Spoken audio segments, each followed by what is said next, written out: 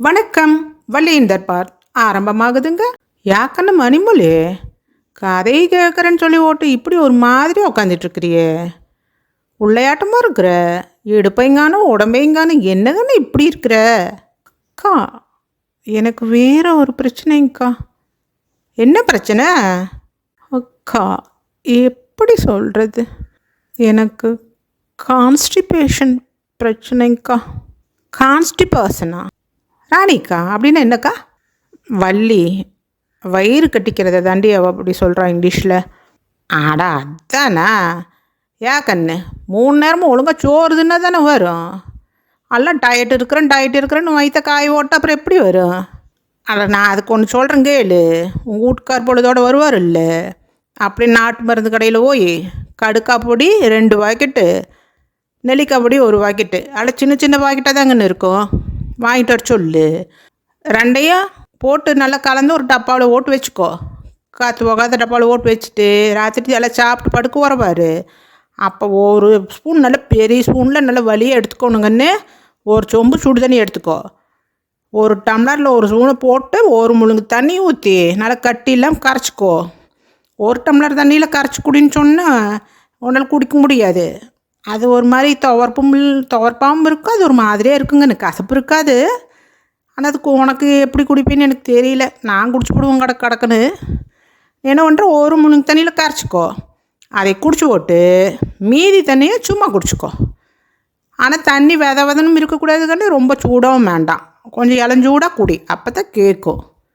குடிச்சிட்டு படுத்தேன்னு வச்சுக்கோ, காலையில் நீ எந்திரிக்க வேணாம், அது உன்னை எழுப்பி விட்ரும். அதுக்கும் மேலே எவ்வளோன்னு வச்சுக்கோ, காலையில் கொஞ்சம் சுடு தண்ணி குடிச்சிட்டு வீட்டுக்குள்ளே சும்மா 4 நடவார், அப்புறம் அலாரம் அடிச்சிடும். கண்ணு, இது செஞ்சுவார், அப்புறம் இந்த பிரச்சனையே உனக்கு இருக்காது. உனக்கு இன்றைக்கி வேணும்னா சொல்லுன்னு எங்கள் பிள்ளைகிட்ட எங்கள் வீட்டில் இருக்குது, நான் கொடுத்து விட்றேன். ராணிக்கிட்ட கொடுக்க சொன்னால் நீ வாங்கிக்கோ, அப்புறம் உங்கள் வீட்டுக்காரன் வாங்கிட்டு வர சொல்லு, சரியா? அக்கா, அது கசப்பாக இருந்தால் கூட இந்த கஷ்டத்துக்கு அந்த கஷ்டம் பெருசாக தெரியாது, நான் கண்டிப்பாக குடிச்சிருவேன். அப்புறம் என்ன கண்ணு, சரியா போயிடும், கம்முன்னு இரு. நான் கதையை சொல்கிறேன், கேட்குறியா? சொல்லுங்கக்கா. கண்ணு, நான் என்ன சொன்னேன், எங்கள் மாமா பற்றி சொல்கிறேன்னா, நம்ம இருக்கிற வீதிக்கு வந்து விநாயகர் கோயில் வீதின்னு பேரு கண்ணு. ஆனால் அப்போது நான் சின்ன பிள்ளையாக இருக்கிறப்ப இல்லை, லாரிக்கார் ரூடுன்னு கதவு நம்பர் போட்டால் போதுங்கன்னு, லாரிக்கார் வீதின்னா 6 வீடுனாலும் கணக்காக தபால் போய் சேர்ந்துடும். தபால்கார் கொண்டு போய் கொடுத்துருவார். அது ஆறுங்கிற எங்கள் தாத்தாத்த லாரி வச்சுருந்தாருங்கன்னு, சிவபாலன் லாரி சர்வீஸுன்னு வச்சுருந்தார். இந்த வீதிக்கு அடையாளமாக இருந்தார் எங்கள் தாத்தா. இன்றைக்குமே இந்த வீதியில் புதுசாக வந்தவங்களுக்கு தான் நான் வள்ளி, பழைய ஆளுங்களுக்கெல்லாம் லாரிக்கார் பேத்திதான். அப்படி உழைச்ச வீடுகண்ணு எங்கள் வீடு. அந்த லாரிக்கார் பேத்தி, ஆசை பேத்தி, ஒத்த பேத்தி, இதே வீதியில் இன்றைக்கி வீட்டு வேலை செய்கிற பற்றியாக்கண்ணு. அக்கா, ஃபீல் பண்ணுறீங்களா? ஐயா இல்லை கண்ணு, அதெல்லாம் இல்லை, சொல்கிறேன் கேளு. எங்கள் மாமா பேர் வந்துக்கன்னு சிவபாலன். நான் 5வது 6வது படிக்கையிலேயே வெளியூரில் போய் காலேஜ் படிக்க போனாங்கன்னு. தமேந்திக்கா விட்ட அண்ணன் சொல்லவும் இல்லை, அந்த அண்ணன் பேர் சந்திரமோகன், எங்கள் மாமா பேர் சிவபாலன். 2 பேரும் சின்ன வயசுலேருந்தே ஒன்றா படித்தவங்கன்னு, காலேஜுக்கும் ஒன்றா தான் போனாங்க. 2 பேரும் அப்படி ஒரு ஃப்ரெண்ட்ஷிப்புக்குன்னு. எங்கள் தாத்தா 2 பேர் வந்தாங்கன்னு வச்சுக்கோ, 2 பேர் பேரையும் சொல்ல மாட்டார், 2 பேர் பேரையும் சேர்த்தி சிவச்சந்திரன் பாரு, அப்படி ஒற்றுமையாக இருப்பாங்க. அந்த அண்ணன் காலேஜ் படிக்கையிலேயே அவங்க அப்பா இறந்து போயிட்டாருங்கன்னு. அப்புறம் எங்கள் மாமா வந்து காலேஜ் முடித்த உடனே எங்கள் தாத்தா வந்து வேலைக்கெல்லாம் வேண்டாங்கன்னு, நம்ம தொழிலையே பார்த்துக்கலாம் அப்படின்ட்டாங்க. அந்த அண்ணனுக்குன்னு நல்ல பெரிய வேலையை கவர்மெண்ட் வேலை கிடச்சி அந்த அண்ணன் வேலைக்கு போயிட்டாங்க. எங்கள் மாமா வந்து அழகுன்னா அழகு, அப்படி ஒரு அழகு கண்ணு, பார்த்தா திரும்பி பார்க்க வைக்கும். அந்த மூஞ்சி அப்படி ஒரு வசீகரம். நான் வந்து இந்த எங்கள் மாமா இறந்ததுக்கு அப்புறம் தான் இந்த பொன்னியின் செல்வன் புக்கே படித்தேங்கன்னு. அக்கா, நீங்கள் கொஞ்சம் புக்கெல்லாம் படிச்சிருக்கீங்களா? மணிமொழி, அந்த கதையெல்லாம் நீ மறுபடியும் கேளு. இப்போ நான் கதை பேசுகிறப்ப நீ குறுக்க பேசக்கூடாது. ஓகேக்கா, ஓகே கண்ணு. அந்த புக்கில் அந்த அருள்மொழிவர்மர் வருவார் பாரு, அவரை பற்றி படிக்கிறப்ப இல்லைங்கன்னு எனக்கு அந்த இடத்துல வந்து எங்கள் மாமா முகம் தான் நினப்புக்கு வரும். அருள்மொழிவர்மர்னால் எங்கள் மாமா முகம் தான் எனக்கு நினப்புக்கே வரும். அப்படி ஒரு பொறுமையான பேச்சுக்கண்ணு, சொன்னால் ஏற்றுக்கலாம்னு தோணுமே தவிர மறுத்து பேசவே தோணாது. கடவுளே, நீ பாதியில் வரத்தானே போகிற, அதனால் உனக்கு குறையில்லாமல் எல்லாமே கொடுக்குற, எடுத்துகிட்டு கொடுத்து அனுப்பிச்சிட்டாராட்டிருக்குது கண்ணு. கண்ணு, எங்கள் தாத்தா ஆரம்பத்தில் 2 லாரி தான் வச்சுருந்தார். அப்போ பேர் இந்த பேர் கிடையாது. எங்கள் மாமா பிறந்ததுக்கு அப்புறந்தேன் படிப்படியாக அது நல்லா மேலே வந்தாருங்கன்னு. இந்த சுற்றி இருக்கிற இடமெல்லாம் எங்கள் தாத்தாவோடது தான். எல்லாம் எங்கள் மாமாவுக்கோசரம் கொஞ்சம் கொஞ்சமாக விற்றாரு. கடைசி இந்த வீட்டுக்கு பின்னாடி இருக்கிற இடம் பாரு, இப்போ தோட்டம் போட்டிருக்கிறோம் பாருங்கன்னு, அது மட்டும்தான் மிச்சம். எல்லாம் எங்கள் மாமாவுக்கு ஆஸ்பத்திரி செலவு பண்ணுறதுக்காகவே விற்றுவிட்டாருங்கன்னு.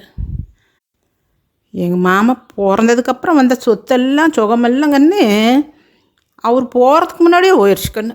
அவருக்கு முன்னே அது போயிடுச்சு கண்ணு. நல்லா இருந்தேங்க கண்ணு, தொழிலை பார்த்துக்கிட்டு நல்லா சந்தோஷமாக இருந்துச்சு கண்ணு எங்கள் வீடு. ஒரு நாள் திடீர்னு எங்கள் மாமாக்கண்ணு சன்னி மாதிரி வந்துடுச்சு. அப்புறம் எல்லாம் ஆஸ்பத்திரிக்கு போய் பார்த்து வைத்தியம் பார்த்துக்கிட்டு வந்தாங்க. அப்போ இருந்தே நேரம் கெட்டு போச்சு கண்ணு. ஒரு 6 மாதம் இங்கே என்னென்னவோ வைத்தியம் பார்த்தாங்க, பிடிச்சாங்க கண்ணு, ஒன்றும் சரியாகல. நினச்சேன் எங்கள் மாமாவுக்கு ஒரு மாதிரி அடிக்கடி ஆகி போயிடுது. அப்புறம் சாப்பாடு சரியாக இல்லை, வெளியில் போகிறதுக்கு வழி இல்லை, பயந்துக்கிட்டு வெளியிலே போகிறதுக்கு இல்லை. அப்புறம் யாரோ சொன்னாங்க, மெட்ராஸுக்கு போனால் பெரிய ஆஸ்பத்திரியாக பார்த்தா வைத்தியம் பார்த்தா சரியாக போயிடும்னு சொன்னாங்கன்ட்டு.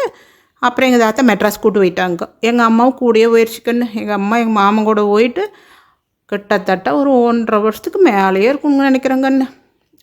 நடுவில் ஒரு தரம் வந்துட்டு போனாங்கன்னு நினப்பு. அப்புறம் அங்கேயே தான் இருந்தாங்க கண்ணு. கொஞ்சமாக விற்று பையன் கிடச்சா போதுன்னு சலிக்காமல் போனாருங்கண்ணு எங்கள் தாத்தா. எங்கள் அம்மையை கூட இங்கே நான் இருந்துக்கிட்டேன். அங்கே ஊரில் எங்கள் ஆயா சாப்பாடு செஞ்சு போட்டுக்குங்கன்னு. அப்புறம் ஏதோ ஒரு இதுக்குன்னா எங்கள் அப்பா அப்புறம் போனாருன்னா, எங்கள் அப்பா அங்கே இருந்தாருன்னா எங்கள் தாத்தா இங்கே வந்துட்டு ஏதாவது வேலையை பார்த்துட்டு போவாருங்கன்னு. இப்படியே காலம் கடந்து போச்சு. அப்புறம் தான் பார்த்தா கடைசி இந்த வீட்டுக்கு முன்னாடி இருக்கிற இடத்தையுமே வேலையெல்லாம் போட்டு அளந்து விட்டு பேசிவிட்டாருங்கன்னு. அப்போ தமைந்துக்க விட்டு அண்ணந்தே அப்பப்போ அந்த அண்ணனுக்கு அப்போ வெளியூரில் வேலையில் இருந்தாரங்காட்டி வர்றப்ப தான் பார்ப்பார். அப்புறம் அவருக்கு ஏதோ மனசுக்கு பட்டிருக்குது, அவசரப்படாதீங்க, நான் வாரேன், இப்போ அவசரத்துக்கு உங்களுக்கு என்ன தொகையோ நான் அதை இப்போ தரேன் உங்களுக்கு, நான் ஆஸ்பத்திரிக்கு வரேன், பார்த்துட்டு நம்ம அடுத்தது என்னென்னு பார்க்கலாம், அவசரப்பட்டு விற்காதீங்கன்னு சொல்லிவிட்டு அப்புறம் அந்த அண்ணனும் சேர்ந்து தான் எங்கள் தாத்தா கூட சேர்ந்து போயிருக்கிறாங்க. அங்கே போயிட்டு அப்புறம் அந்த அண்ணன் டாக்டர்கிட்டலாம் பேசிவிட்டு இங்கிலீஷ்லேயே பேசியிருக்கிறாங்க.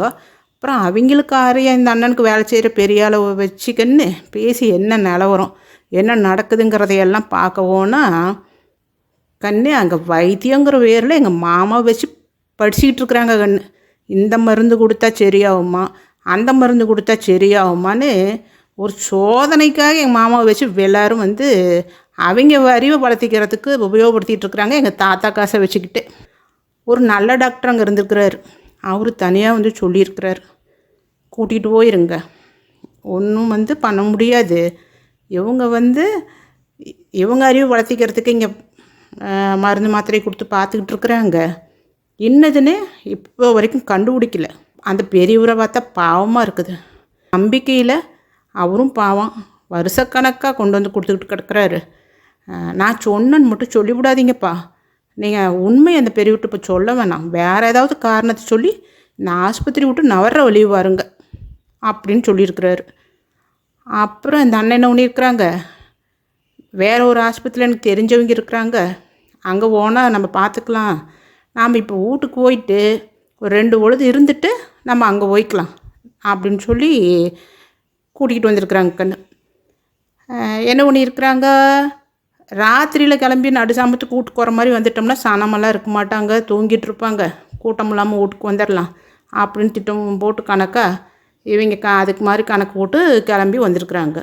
2 மணியாட்டும் வீட்டுக்கு வந்திருக்குறாங்க கண்ணு. நானெல்லாம் இப்போ நல்லா தூங்கிட்டு இருந்தேன் கண்ணு. கொஞ்சம் ஒரு 1 மணி நேரம் கூட எங்கள் மாமல்லையாங்க கண்ணு உசுறு போயிடுச்சாங்கன்னு கண்ணு. எல்லாம் கத்துற சத்தத்தை கேட்டு தான் நானே என்னடான்னு எந்திரிச்சாங்கன்னு. நாம் ஒன்று நினச்சா தெய்வம் ஒன்று நினைக்குது. சனமே கூடக்கூடாதுன்னா கூடாத சனம் கூடி போச்சு கண்ணு. மணிமொழி நெஞ்சு அடைக்குது கண்ணு எனக்கு. கண்ணு மிச்ச கதையை நான் நாளைக்கு சொல்லட்டுமா? அக்கா ரிலாக்ஸ்க்கா, ரிலாக்ஸ். ஓகேக்கா, பொறுமையாக நாளைக்கு சொல்லுங்கள். வள்ளி, நான் காப்பி போட்டு வரட்டுமா? அக்கா நல்லா இருக்கிறேனக்கா, ஒன்றும் பிரச்சனை இல்லை. அது சொல்கிறப்ப கொஞ்சம் ஒரு மாதிரியாக தான் ஆகி போச்சக்கா. பழைய நினப்பெல்லாம் வருதுங்களா, மனசுக்கு ஒரு மாதிரி ஆகி போச்சுங்க. எங்கள் மாமா இந்த வீட்டில் வாழ்ந்துருந்து நான் ஒரு குடிசையில் வாழ்ந்துருந்தா கூடக்கா என்னோட மனசு அவ்வளோ சந்தோஷப்பட்டுருக்குமுங்க. ஆனால் எங்கள் மாமா இருக்க வேண்டிய இடத்துல நான் இருக்கிறேனுங்க. நினச்சி பார்க்கறக்கே மனசு ஒரு மாதிரியாக இருக்குது. நாம் ஒரு கணக்கு போடுறோமக்கா, நம்ம வாழ்க்கை இப்படி இருக்கும் அப்படி இருக்கும்னு. ஆனால் வாய் பேசாமல் காரணத்தை சொல்லாமல் காலம் ஒரு கணக்கு ஓடுது வருங்க. அதை யாராலையும் மீற முடியாதுக்கா. சரி, நாளைக்கு பேசிக்கலாம்.